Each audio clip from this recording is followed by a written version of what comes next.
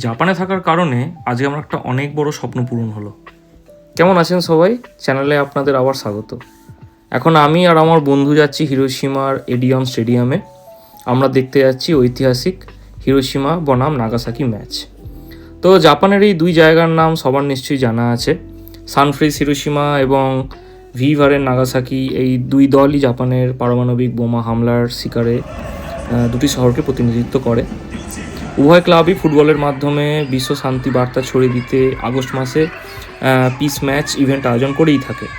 যদিও আজ আমরা জাপানের ফার্স্ট ডিভিশন ম্যাচের লিগের ম্যাচ দেখতে এসেছি। গ্যালারির পরিবেশটা একবার দেখুন। হিরোশিমার এডিয়াম স্টেডিয়ামের চারিদিকে পাহাড় দিয়ে ঘেরা। তাছাড়া দু দলের সমর্থকদের উদ্দীপনা সত্যিই অবিশ্বাস্য। আর বাঙালির মনে তো ফুটবলের প্রতিটি ম্যাচ আলাদা টান আছেই। খেলাটা যদিও হিরোশিমা একতরফাভাবেই খেলে গেছে প্রথম থেকে শেষ হাফ অবধি।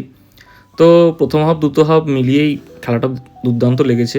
আমার জাপানে প্রথমবার আসলে ফার্স্ট ডিভিশন ম্যাচ এরকম করে দেখতে আসা। অনেকটা ইউরোপিয়ান লিগের তো ছোঁয়া অবশ্যই পেয়েছি বলতে হবে। যদি ইউরোপিয়ান লিগের খেলা আরও অনেক বেশি ফাস্ট হয়, অনেক বেশি কোয়ালিটিতে উন্নত, কিন্তু বলাই বাহুল্য যে এত সুন্দর খেলা আমি মনে হয় না কোনোদিন লাইভ বসে দেখেছি।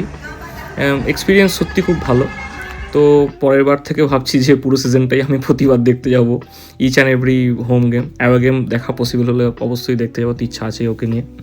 আমাকে নিয়ে যদিও আমার স্পোর্টসে কোনো ইন্টারেস্ট নেই, তাও ওর এই ভিডিওটা দেখে আমারও বেশ ইন্টারেস্টিং লাগছে এটা দেখার জন্য। দেখি নেক্সট টাইম কী হয়।